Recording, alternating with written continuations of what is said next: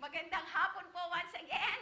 Welcome to United in Jesus Christ Ministries, the ministries that dwells together in unity. Amen.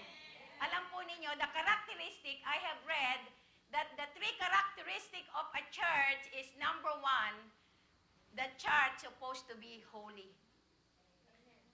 The church supposed to be full of love. Punong-puno dapat ng pagmamahal.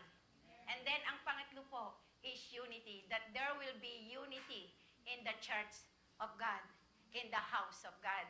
Kaya kapag yung tatlong pong yan ay nag-ooperate sa ating ministry, we have the assurance that God will be with us and He will never leave us nor forsake us, but He will fulfill His divine plan and purpose sa ating pong ministry. That's why Jesus said, if I will be lifted up here on earth, I will draw all men unto me. Di po ba nakakalungkot isipin, people of the world, they are so busy doing the things of the world. Pumunta ka sa mga church, you can count how many people inside the church. But praise be to God, because I believe in my heart that God is doing great, doing something to His people, so that before He comes back again, the church is ready and prepared for His coming. That's why sabihin mo sa katabi mo, be ready. Jesus is coming soon. Amen. Hallelujah. Be ready because Jesus is coming soon. Praise God. Meron po tayong mga bisita dito. We have some visitors. We have Brother Royden and Bradley and Brother Ronnie. Thank you for joining us this afternoon. Thank you for your presence. And also, I saw Len and Ralph. Welcome back from the Philippines. Thank you, Lord. Amen. Hallelujah. Praise God. And also, we would like to let us keep our brothers and sisters in prayers because there are so many of our brothers and sisters, the Regonan family, the Sheila May's family, who's the one who texted me this morning, they are all sick. May mga sakit po sila. Kaya let us pray for them, pray for the healing because, the flu is running around. So let us keep them in prayers. Amen. Praise God. So, amen. So, today, I would like to share this wonderful message from the Bible. And I believe that this message will encourage each and every one of us to do more for the kingdom of God.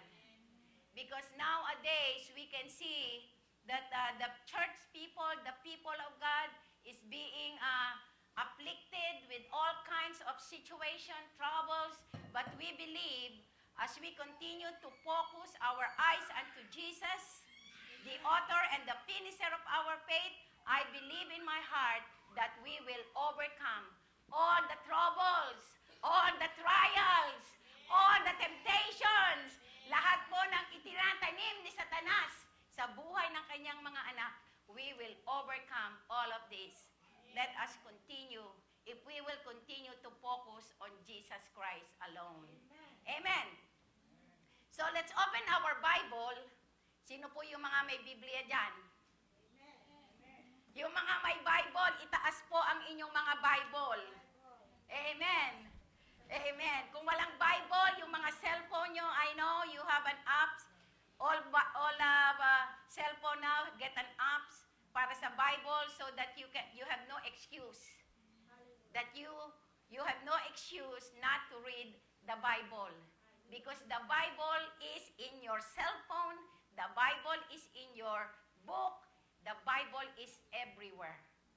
So that's why as children of God, we have to make an effort. We have to make an effort to read His Word.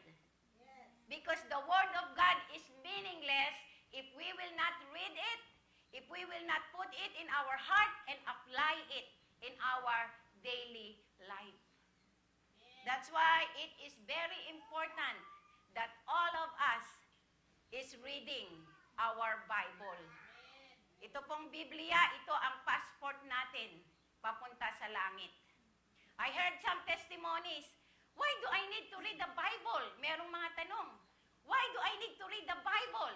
Because the Bible is the pure Word of God. Ito ang pagkain ng iyong espiritu. So if you are not reading your Bible, you are not feeding your spirit. Amen. And how the spirit will become alive kung gutom ang spirit. Ang espiritu na nasa atin. That's why we have to feed our spirit so that the Spirit of God will continue to become alive, active, and enthusiastic in the life of His people. Kaya sabihin mo sa katabi mo, don't forget to read and open your Bible. Don't forget to read your Bible. Amen. Amen. Hallelujah. So ito pong nagdaang nakaraang linggo, I am meditating the book of Corinthians, and I was so encouraged. I am so impressed how God, kung paano ginawa ng Panginoon ang kanyang mga salita through the book of Corinthians na nagbigay ng lahat ng encouragement, not only to the Corinthian church, but to all of us na bumabasa ng salita ng Panginoon. Right? It become an encouragement to me. At kung ito'y naging encouragement sa akin, it will become an encouragement for all of us. Because this is the revelation truth about Jesus Christ. The Bible is, ito po yung, ang Biblia po, ito ay yung ating love letter na galing sa Panginoon. That's why if we have the love letter of God na ibinigay sa atin, we have to read it. Right? Kung hindi natin ito binabasa, walang kwenta ang love letter ni Lord sa bawat isa sa atin. That's why I'm encouraging all of you, let us open our Bible and read it and apply it in our personal life. So, in the book of 2 Corinthians, nandyan po tayo, ang title natin is Wounded but Not Defeated. In 2 Corinthians chapter 4, verse 7 and 8, ang sabi po dyan, but we have this treasure in earthen vessels, that the excellence of the power may be of God and not of us. Verse 8, we are hard pressed on every side, yet not crushed. We are perplexed, but not in despair. Verse 9, persecuted, but not forsaken. Struck down, but not destroyed. Praise be to God for the reading of His Word. Sa Tagalog po yan, binasa ko sa Tagalog, and talagang ninanamnam ko.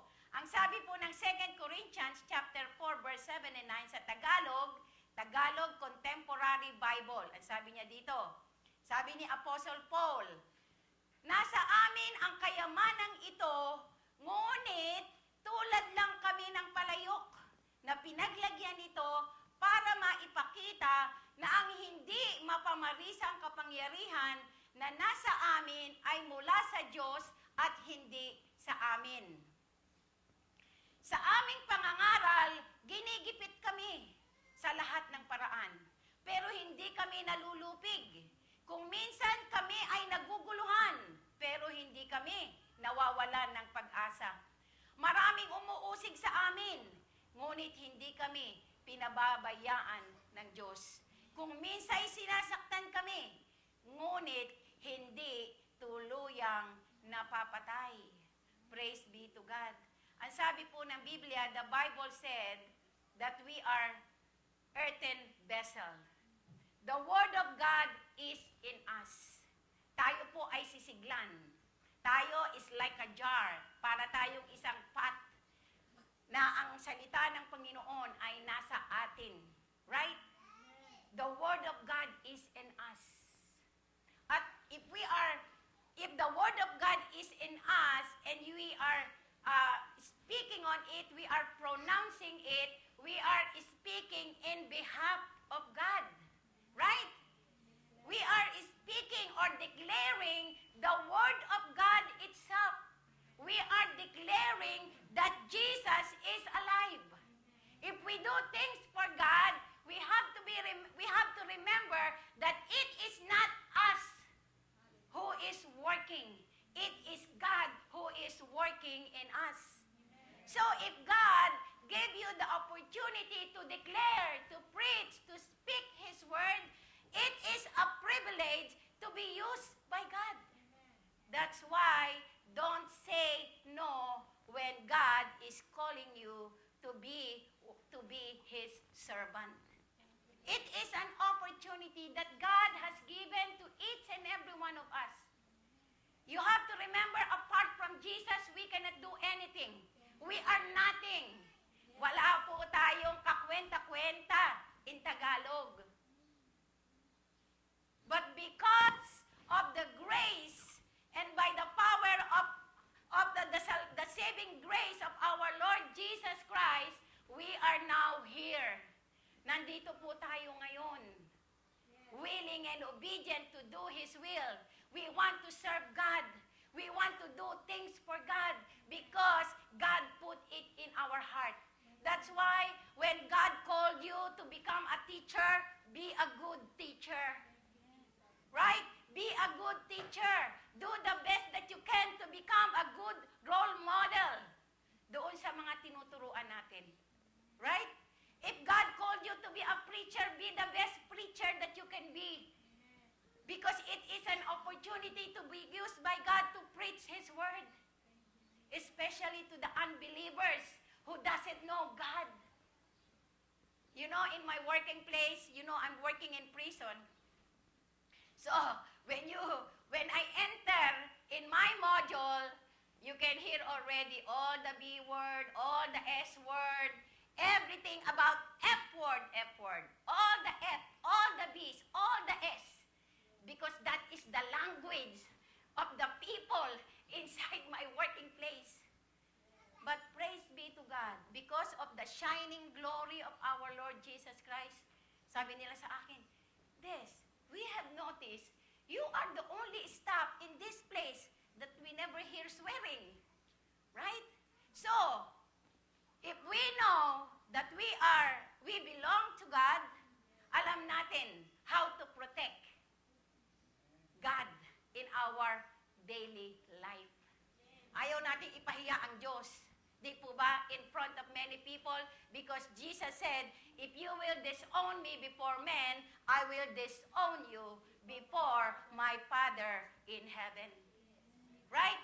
Kaya kung ipinapahiya natin ng Diyos sa harapan ng mga tao, ipapahiya rin tayo ng Diyos pagdating ng takdang panahon.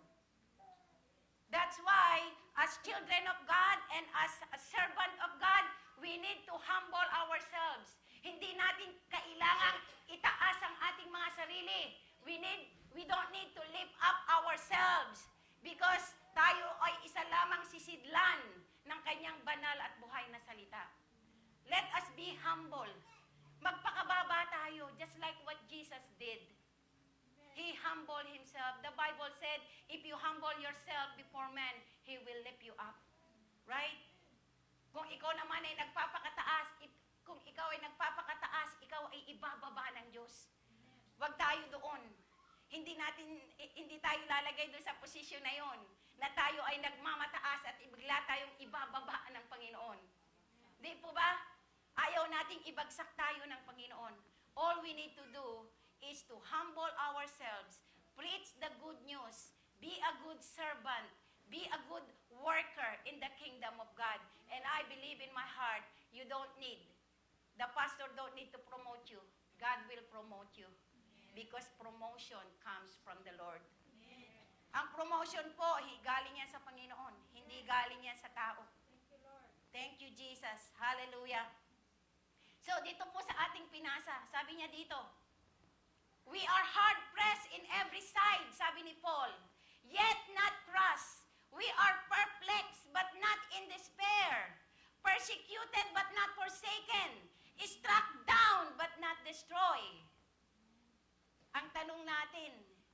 Ito bang mga ito, all the experience that uh, we read in the Bible, do we experience also these things? Naranasan nyo na ba yan? Na kayo ay pinersecute? Naranasan nyo na ba na kayo ay nangangaral ng salita ng Panginoon, pero kayo ay nire-reject?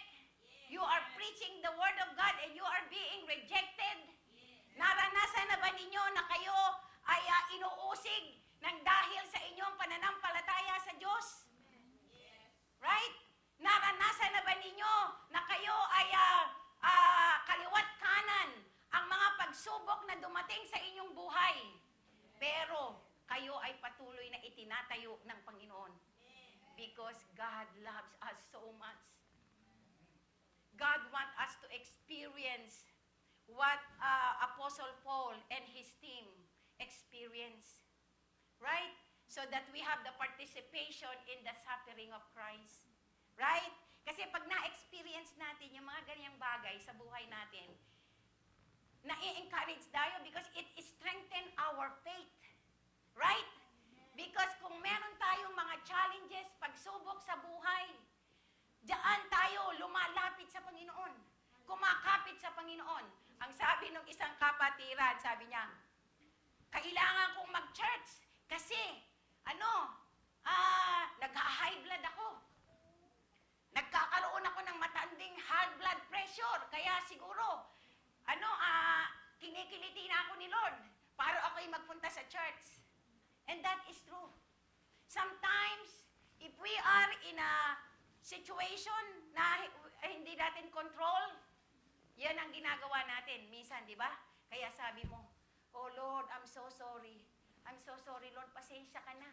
Dahil kasi sa trabaho, yung trabaho na yan. Yan ang nagiging dahilan kung bakit hindi ako makapagsimba. Pero you know what?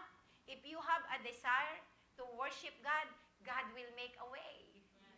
God will make a way. At kapag ka na-experience natin, if we experience those things, our faith will become stronger and stronger and stronger every day. Nasa buhay natin, even though we are being pressed down, sabi natin, that's okay. You are being struck down, that's okay. You are being persecuted, that's okay. Because that is an opportunity for me to grow in our faith in God. Right? So, I will give you the 4 statements in our text this afternoon. 4 statements how Christians respond to trials in life. Number 1, una dyan, sabi doon sa verse 8, letter A, we are hard-pressed on every side, but not crushed. We are pressed on every side, but not crushed. Alam po ninyo, the word press means to squeeze. Ang ibig sabihin ng press is to squeeze. Parang yung orange. Sino ang mahilig sa orange? Yung orange na fruit. Di ba? Pag gusto mong gumawa ng orange juice, ini-squeeze mo yung mabuti. Hanggang sa lahat ng katas ay lumabas. At satisfy ka na that there is no more juice doon sa fruit. Right? That is what hard-pressed means. Christians are being hard-pressed. Apostle Paul and his team was being hard-pressed because of doing the things of the kingdom of God. Right? He is being pressed. Hard-pressed in form. Yung pong hard-pressed, ang ibig sabihin yan, hard-pressed in troubles. Minsan, lagi tayong nato-trouble. Right? Lagi tayong nalalagay sa isang alanganin na ayaw naman natin. Sino ba may gusto ng trouble? Is there anybody here who wants trouble? Wala, right? Nobody likes trouble. Is there anybody here who wants to be pressured? Wala, right? Wala. We don't want to be in trouble. We don't want to be pressured. Right? Ang gusto natin ay komportabling buhay. natin ang may problema. Right? Kasi ang gusto natin, yung pabanjing-banjing tayo doon sa bahay natin. Right? Kaya nga, dito makikita natin, and sabi dito ni Apostle Paul, he is being hard-pressed every side. Si Apostle Paul, side by side, nararamdaman niya ang troubles. Side by side, he feel the pressure of being a servant of God. Dahil po doon, makita natin kung paano si Apostle Paul ay nakipaglaban. Nilabanan niya ang lahat ng ito. Because he knows that if he will quit in preaching the gospel during the time, because during the time, the church of Corinth is being influenced by the false teacher. They are being exposed. So the people are committing sexual immoralities, the people are lying, the pride of life is so rampant among the people of the church. That's why Apostle Paul is very determined to speak, to preach the revelation truth about Jesus. And because of him standing what is right, the people started to mock him. The people started to persecute him. The people started pressuring him. Right? Because of him preaching the truth about Jesus Christ. Right? The pressure of life may squeeze us, but we are not utterly crushed. Right? Ang buhay po natin now na tayo ay nandito sa gawain ng Panginoon, hindi tayo exempted sa mga persecution. We are not exempted sa mga panunuligsa. Right? Di ba, ang unang nanunuligsa sa'yo, when you became born again Christian, is your own family. Right? Your own family members is the first person that persecute you because of your faith. Just like my sister, when I became born again, I got saved when I was in Hong Kong in 2001. And then one of the church members of Jesus is Lord Church, I was in the park, and then these ladies evangelizing all the peoples in Statue Square in Hong Kong. And then these ladies from Jesus is Lord Church, they come to me, approach me, and share the word of God. In the beginning, I'm so hesitant because I told them I am Catholic. I am a very devoted Catholic, sarado, kandado. Right? Na Katoliko. But do you know that there is power in the Word? There is power in the Word. So, when they share to me about my salvation, my spirit has been quickened. My spirit has been quickened. And then they continue to share the Word of God. And then after that, they ask me, do you believe that Jesus can save you? I said, yes. Do you want to receive salvation today? I said, yes. Okay, I will pray for you, leading you to a prayer of accepting Jesus Christ as your Lord and personal Savior. And right there, I lift up my hands to the Lord. I lift up my heart to the Lord. And I follow them when they share to me about my salvation. Kasi ayokong pumunta ng impyerno. Di ba sabi ng Bible, unless a man be born again, he cannot enter. He cannot see the kingdom of God. You need to be born again. Ang kailangan lamang po natin, maunawaan natin, we have to understand what is born again. So born again is not a religion. Malinaw-malinaw po yan. Born again experience is not a religion. It is a relationship. The relationship that will connect us to the Lord. Right?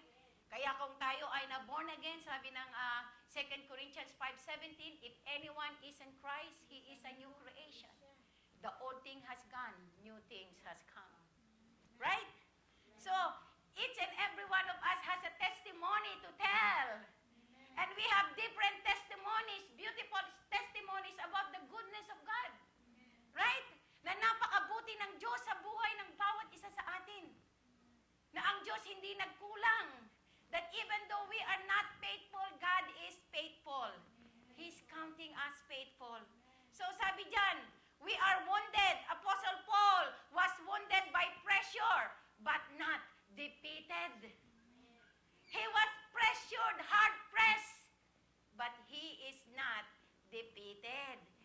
po siya defeated Christian. He is a victorious Christian. That's why the story of Apostle Paul, up to now, if we will read our Bible and see and learn about the story of Apostle Paul, we will be so amazed how God worked in his life. From being a religious persecutor, di ba? Tinutuligsa niya ang mga religion. Right? Yung mga Kristiyano, pine-persecute niya. Meron pa siyang participation in the death of Stephen. Right? So, makita natin how his life before his conversion. We can see and we can feel yung damdamin niya. Kaya ganyan na lang siya ka-active to preach the Word of God because he experienced it himself. Right? In 2 Corinthians chapter 5 verse 7, New King James Version, sabi dito, "For indeed, when we came to Macedonia, our bodies had no rest, but we are troubled on every side. Outside were conflicts, inside were fears." Sabi niya, nung dumating kami sa Macedonia dahil sa pagbabahagi ng salita ng Panginoon, our bodies had no rest. Pagod na pagod sila. Pagod na pagod sila sa paghahayag ng salita ng Panginoon. They are being troubled. They encountered so many problems, so many troubles. Kaya sabi niya, our bodies had no rest. They are being harassed and tortured in serving the Lord. Harassed and tortured. Rejected. Pressured. But, ang encouragement na Paul sa atin, pressured but not defeated. Right? Move on lang tayo. Keep moving forward. Even as today, there are many situations in our life, circumstances that we experience when we share the Word of God. Right? People will reject us. Dati kaibigan mo. But when you started going to church and invite them to come to church, to go to church, ngayon, ayaw ka na nilang malamig na. The friendship become cold. Right? The friendship become cold. Kasi nagtatago na sa'yo pag tinawagan mo. Hi, punta tayo sa church. Oh, see? Next time, hindi ka na sasagutin yan. But, continue praying. Walang matigas na tinapay sa mainit na kape. Lagi ko sinasabi. Walang matigas na tinapay sa mainit na kape. If you keep on praying and praying, yan ang magiging bunga ng iyong panalangin. Right? Yan ang magiging bunga ng iyong panalangin. Because I remember, when I was in the Philippines, I was not yet born-again Christian. My co-workers, I work in a travel agency, and then my co-workers invited me to go to a church. So I went to the church. And then, nung nandun na ako sa church, when I was in the church, wala na akong ginawa, kundi maghanap ng mali doon sa sinasabi ng preacher. I'm looking for the mistake of the preachers.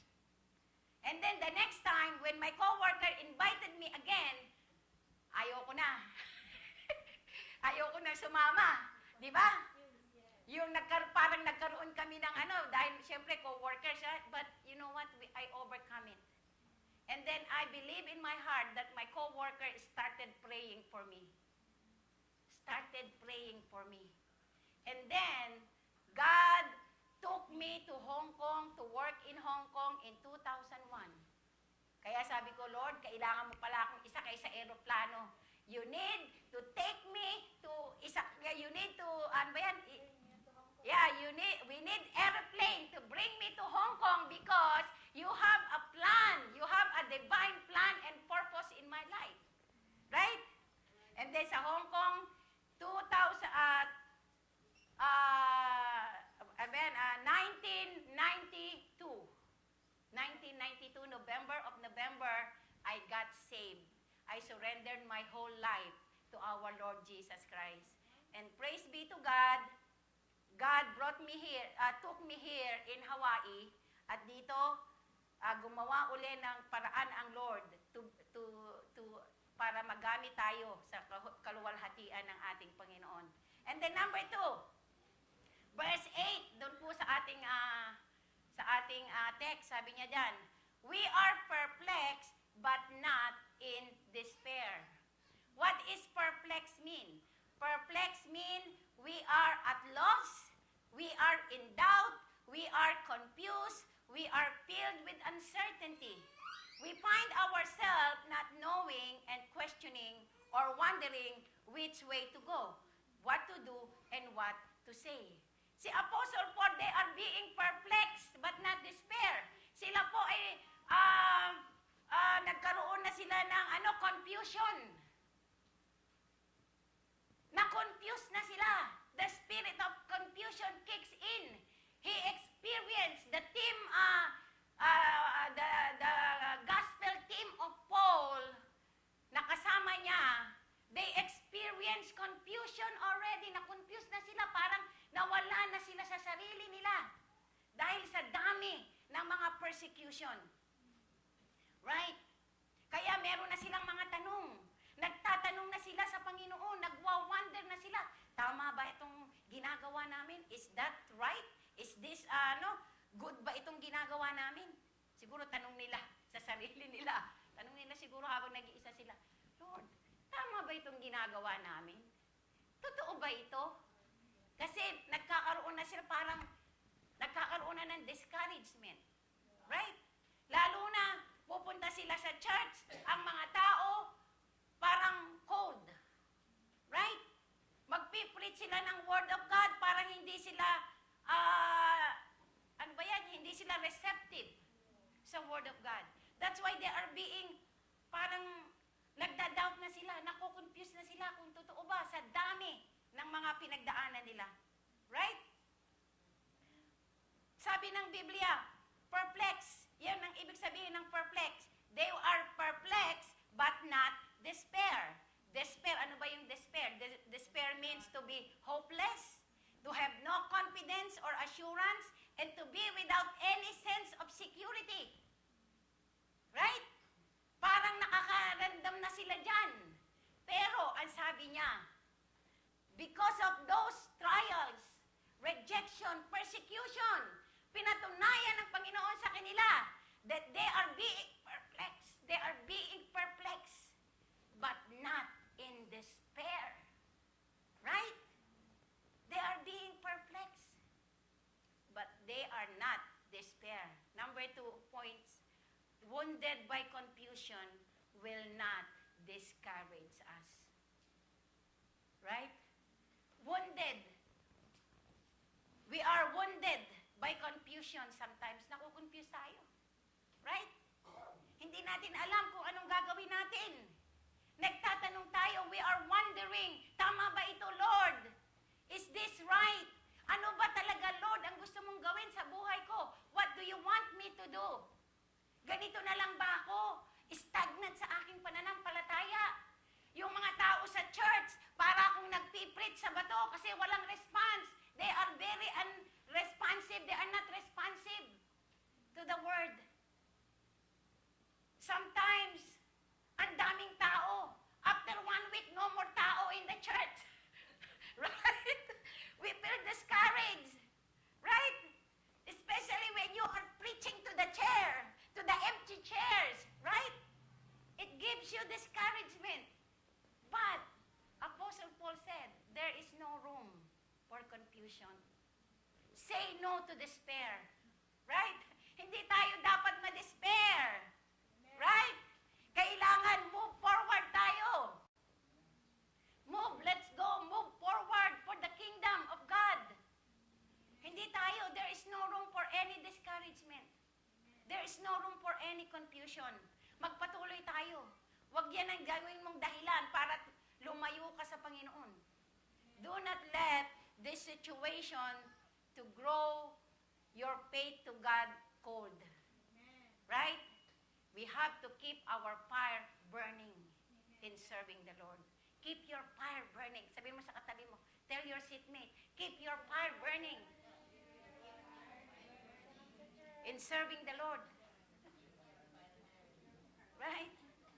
Panatiliin mo ang apoy sa iyong paglilingkod. If God called you in the ushering ministry, keep your fire burning in serving God through ushering ministry. Right? If God called you to preach the word of God to the unbelievers, keep your fire burning in preaching the gospel to the unbelievers. Right? Keep your fire burning in serving the Lord. And then number 3, verse 9, sabi diyan, yung katatlong statement dun sa ating pong text, ang sabi diyan, we are persecuted but not abandoned. We are persecuted but not abandoned. Amen. The word persecuted clearly refers to harm done to Christian. Kasi kapag pina-persecute tayo, talagang sinasaktan nila tayo bilang mga Kristiyano. Ibig sasabihin sa'yo, you are born again kayo, mga born again naman kayo. Di ba? Alive kayo. Right? See, we are being persecuted. They harm us. They harm Christian. They harm us because of our faith in God. Right? But that's okay. That's fine, sabi ni Apostle Paul. Persecute nyo na ako hanggang gusto nyo. Gawin nyo na lahat ng gawin yung persecution sa buhay ko. But me, I believe in my heart na ang Diyos na aking pinaglilingkuran is alive and God will take me to the place that He wants me to be. All I need to do is to keep moving forward. Keep moving forward in spite of many trials, tribulation, rejection, persecution. Keep moving forward. Move forward tayo. There is no room para tayo ma-disappoint. Amen po ba? Amen. Yan ang sabihin natin sa sarili natin. Right? Amen. Sabi dito, si Apostle Paul, sabi niya, hindi ako, pinersecute ako, pero hindi ako pinabayaan ng Diyos. He never abandoned me. God continue to supply all my needs in spite of. Sinamahan ako ng Panginoon from the beginning of His earthly ministry. God assured Paul that He is with him from the beginning of his earthly ministry to the end of his earthly ministry. Hindi siya iniwanan ni Apostle ng Panginoon. And even us, mga kapatid, UJCM family, if we will choose to serve God and focus and be focused on Him, we have the assurance from God that He will never leave us nor forsake us. Ano man ang mangyari dito sa ating ministry, wala tayong dapat ikatakot. We have nothing to be fear of. We have nothing to worry because God assure us that He will be with us and He will never leave us. Sinisigurado ni Lord na sa ating takbuhin, patungo sa Kanyang kaluwalhatian, He is with us. So number 3, wounded by opposition will not deter us. They are being wounded by opposition and they are not deter us. They never deter them. Right? Just like us. Maraming mga opposition na dumarating sa buhay ng bawat mananampalataya. Right? Na-experience nyo na ba yan? Yung mga opposition, yung mga kontrabida sa buhay Kristiyano natin. Right? Kinokontra lagi. Do you remember? I remember, you know, when God's Love Hula Halaw was invited to dance hula in one of the nursing home somewhere close to Hawaii Kai, right? And while we are preaching the Word of God, somebody stopped us, right, in preaching Imagine that. Those are the experience that we experience when we preach the Word of God. Imagine, they will stop us right there dahil lang sa, ang dahilan is, the people daw will be offended because they have different, yung mga pasyente, they have different religion and they are worried that they will be offended when we preach the Word of God. That's why they stop us to preach the Word. But they are the one who invited us. One of their administrator invited us. But one of the worker in that facility complained about us preaching the gospel of our Lord Jesus Christ. Did we stop preaching the Word of God? No, right? We didn't stop the Word of God. After next week, we go to the other care home. We preach again the Word of God. Right? Discouragement will not deter us. Hindi yan mag-i-stop. Because what we are preaching is the sound doctrine of our Lord Jesus Christ. Sabi ng Bible, if God is for us, who can be against us? Kung ang Diyos ang sumasa atin, ang kasama natin every day sa buhay natin, sino ang makakagapi sa atin? Sino ang makakalaban sa atin? Right? Di ba si David, when he defeated Goliath, si Goliath talagang extraordinary ang laki. Right? Extraordinary ang laki ni Goliath. How big, how powerful Goliath is. But King David said, ano sabi ni Haring David? Tatalunin niya si Goliath. Right? Tatalunin ko itong uncircumcised Philistine na ito na wala nang ginawa kundi hamakin, imak ang Diyos ng Israel. Kaya gumawa, nanalangin si Haring David. He prayed to God. At sabi niya, tatalunin ko yung Goliath na yan. Anong ginawa niya? Kumuha siya ng tatlong makikinis na bato. Tatlo ba o 5? Tatlong makikinis na bato. Kinuha niya yung kanyang tirador. Sabi niya sa sarili niya, Lord, hindi ko kaya ito. I cannot do it alone. But you, God, you, Lord, kung sasamahan mo ako, I can defeat this Goliath sa aking harapan. So alam ni David that it is not him who defeated Goliath. Sa kanyang puso at sa kanyang isip, in his mind and in his heart, it is God who defeated Goliath. Right? Kaya, glory to God! Palakpakan natin ang Diyos. Glory to God! And even us, there are so many Goliath in our life. Dumarating in and out ang mga Goliath.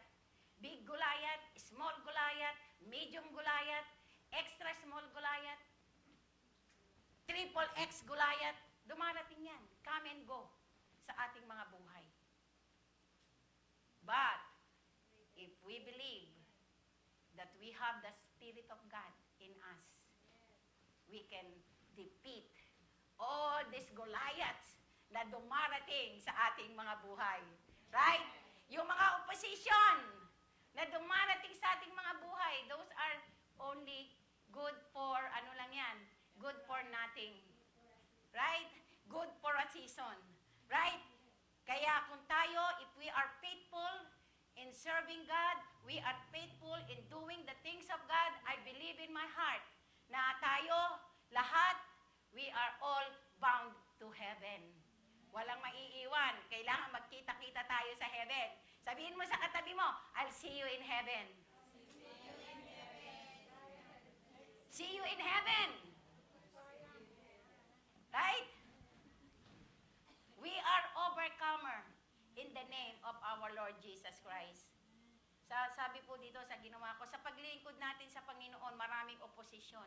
Maraming mga persecutors na walang ginawa, kundi kundinahin ang lahat ng ginagawa mo. Hindi lang mga opposition, mga accuser din sila. Mga mapanghusga. And God allows them because He wants to show His mighty hand on us to display His awesome power and glory. Because of those Goliaths, because of those oppositions, God is showing to each and every one of us that the God that we are serving is a mighty God. He is mighty, He is holy, He is awesome. Wala na. Kaya sabi ng awit kanina, God, our God is beyond description. Our God is beyond description. You cannot describe God in your own imagination. We cannot fathom the deep things of God. Wala kahit isa sa atin. Kahit sino pang Bible scholar ang sabihin mo. No one can describe the awesome power of God. Because that title is for Him alone. Walang ibang makakakuha niyan, kundi ang Diyos lamang. Amen? In this case, Paul and his co-worker preached the gospel. Their suffering is enormous, but God keeps them from being wiped out. They don't quit because even after they die, they know that they will be resurrected with Christ. Right? Same thing with us.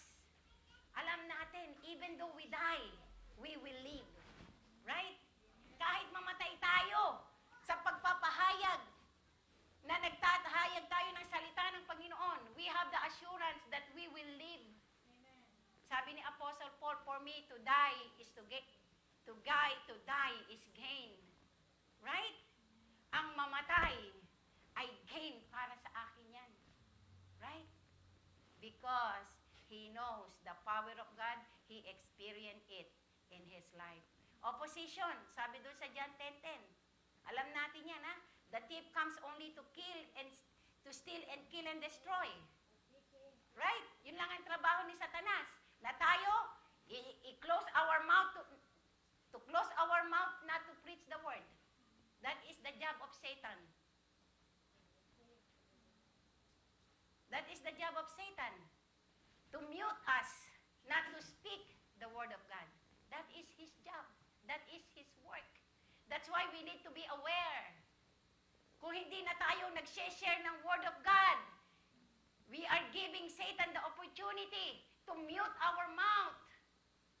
Right? That's why we have to preach the word of God in season and out of season. Kaya kahit lang nandun ka sa trabaho mo, pag umaawit ka, if you are humming worship, you are humming the music of God, sabi nila sa'yo, oh, I love what you are singing.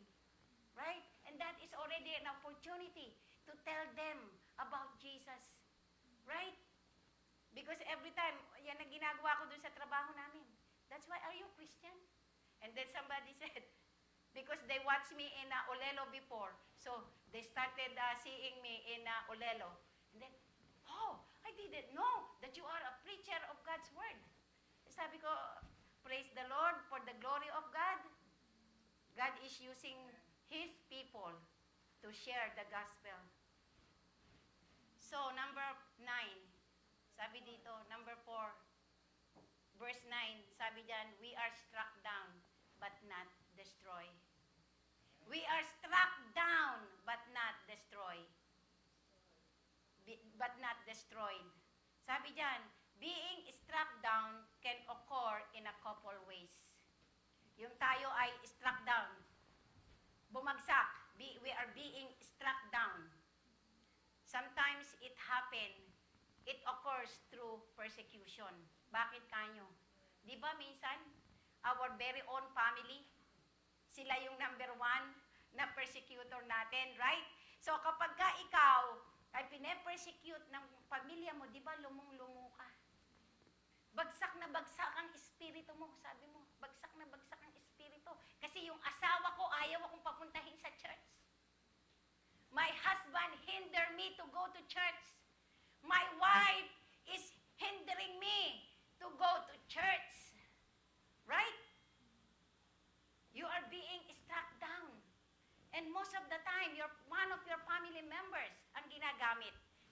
dun sa Matthew chapter 10, verse 36, ang sabi diyan, a man's enemy will be those of his own household.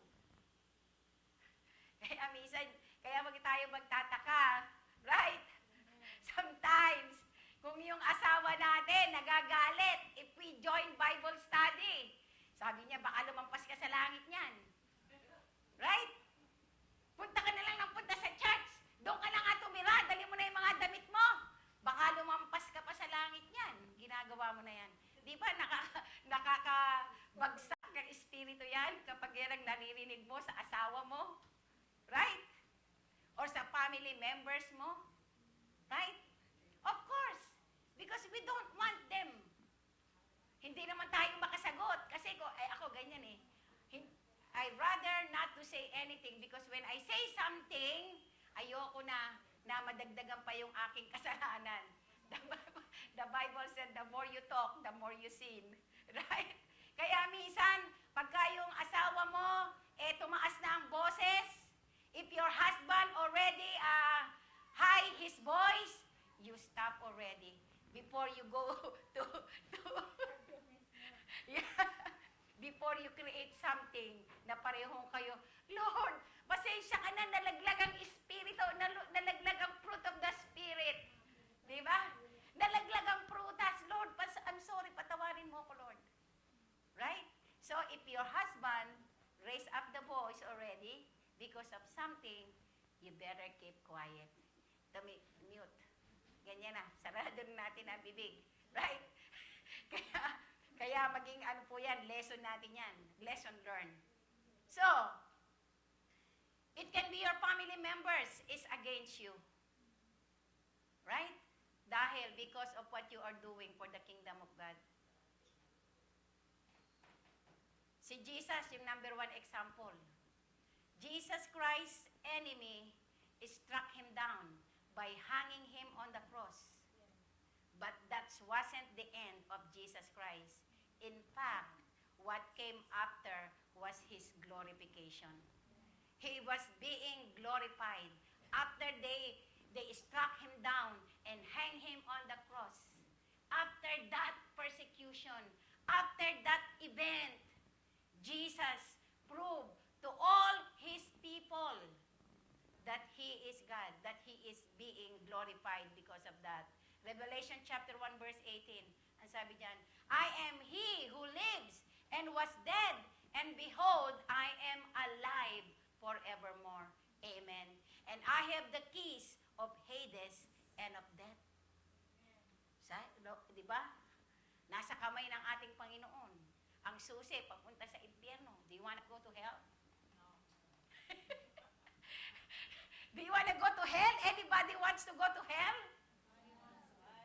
Nobody wants to, right? No, amen. So, what are we going to do?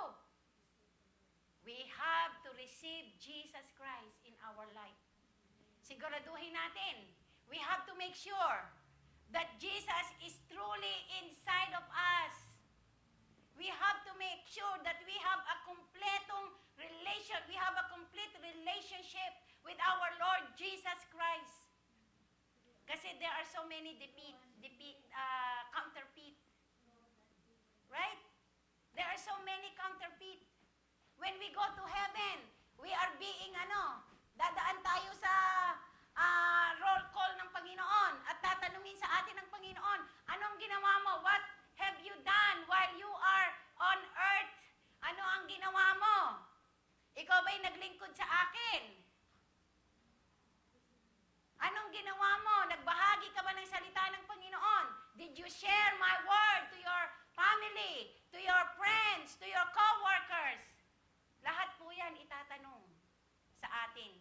Dadaan tayo sa, judgment seat ng Panginoon. Right? Kaya, napaka-importante, it is very important that we know the Word of God. It is very important that we are sure of our salvation. That Jesus is Lord of our life, that we accepted Him Him as our Lord and personal Savior and allow Him to work in our life. Allow Him to change us, change our life, change our heart. Allow the Word of God, the Spirit of God to change us from glory to glory, faith to faith, and strength to strength. Allow the Spirit of God to move mightily in our lives because if our life, because if we claim that we are Christian and there is no change in our life, after 2 years, 3 years, there is no changes, what testimony you can give to people about the goodness of God? Nothing. Nothing, right? Wala. That's why we have to make sure that the Spirit of God lives in us so that the manifestation of His Spirit ay magkaroon ng proof sa buhay ng bawat isa sa atin. That wherever we go, they will not see us. They will not see Sister Des. They will not see Sister Carlota. But they will see Jesus in our life. Right? And that is our greatest testimony. The changed life that we experience after our conversion. After we receive Jesus Christ as our Lord and personal Savior. Amen. So praise and worship team. Praise God. Si Apostle Paul, sabi niya dito, Apostle Paul experienced a great suffering, persecution, and opposition in his earthly ministry. He even struggled with personal weakness, a thorn in the flesh.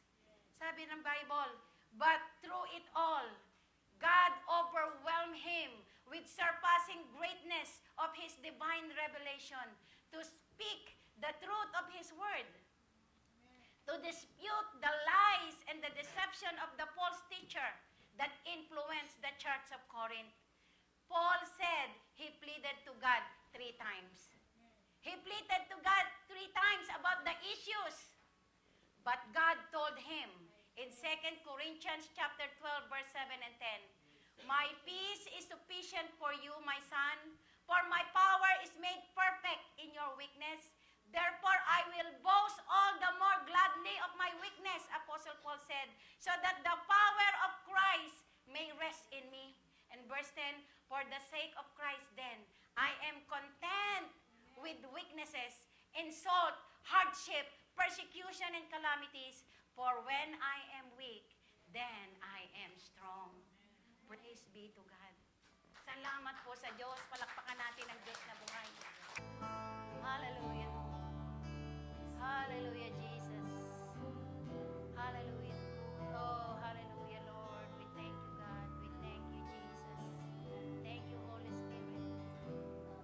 Sino po sa ating kalagitnaan? There are somebody here who is being persecuted, being hard-pressed, being perplexed, being struck down. Kapatid, kaibigan, if you are that one, itaas mo ang iyong kamay sa Panginoon. I don't know your situation right now. Only God knows. And this is an opportunity for us to be encouraged, to be comforted with His Word. Itaas mo, ilagay mo sa dibdib mo ang iyong kamay. If there is somebody here who is being abused physically, abused mentally, spiritually, emotionally, put your hands sa iyong dibdib. Ilagay mo ang iyong kamay sa ibabaw ng iyong dibdib. God knows you. Sino dito ang merong karamdamang physical? You are suffering sickness and diseases. You have pain in your body. Meron kang nararamdaman sa iyong katawang physical. Ilagay mo ang kamay mo sa parte ng katawan mo, in the part of your body that there is pain. God knows you. Jesus is our healer. How many, is there anybody here who wants to grow spiritually in her faith, in her on his faith in God? God can give you wisdom. God knows you. And God will do it for you. Meron dito, His faith to God is getting cold. Yung pagsisilbi niya sa Panginoon, parang nababawasan na. Parang nalalamig na siya sa kanyang pananampalataya sa Panginoon. This is the time for us to reconcile with God. Sabihin mo sa Panginoon, Lord, keep my fire burning in serving you. Hallelujah. Hallelujah. Sige po, I will pray. Hallelujah. Hallelujah. Oh, Father God in heaven, in the name of our Lord Jesus Christ, and by the power of your Holy Spirit, nakita mo, O Diyos, ang pangangailangan ng iyong mga anak. You know their needs, Lord. Alam mo, Panginoon, ang lahat ng mga nangyayari sa kanilang buhay. Alam mo ang kanilang pangangailangan. Pangangailangang spiritual, material, financial, physical. Lord, you know it. And tonight, Lord, I declare and I decree na ikaw ang Diyos na sasagot, kakatagpo sa lahat ng kanilang pangangailangan. Kapatid, kaibigan, receive your healing. Receive your healing. Jesus is our healer. Jesus is your healer. He is our Jehovah Rapha, the God that healeth thee. The God that healeth thee. He is your healer. Hallelujah. Kung ikaw ay nangangailangan ng pangangailangang mental and spiritual, Jesus knows you. Father God in heaven, katagpuin mo ang pangangailangang spiritual, pangangailangang emosyonal ng aking kapatid na nangangailangan nito, O Lord. Katagpuin mo ito sa pangalan ni Jesus, sa pangalan ni Jesus. Receive the wisdom that comes from God. Receive your spiritual maturity in the name of Jesus. Lord, maraming salamat sa lahat ng ginawa mo ngayong hapon. Thank you, God, na ngayong hapon, Lord, you set us free because you said in your words, O God, in John 8:32, if you are truly my disciple, you will know the truth, and the truth will set you free. Thank you, God, for setting your people free from all kinds of bondages, from all kinds of problems, from all kinds of uncertainty. Thank you, Lord, for delivering them from the works of the enemy in their lives. Father God, thank you. Thank you, for you are the God that we can depend on, we can lean on, we can trust on. Thank you, Jesus. Father God, maraming pong salamat ngayong hapon. Thank you for the power of your word. Thank you for your Holy Spirit, Lord, that is within us. We thank you so much, God. At sa gabing ito, nagpapasalamat kami, O God, sa lahat-lahat ng anak mo na nandito ngayong hapon. Thank you, God, sa kanilang mga buhay. Bless them, Lord. Bless them more than ever before. Supply all their needs according to thy riches and glory in Christ Jesus. And let your plan, O God, manifest in their lives, so that they can give the best testimony of their lives, oh God. Father, we thank you.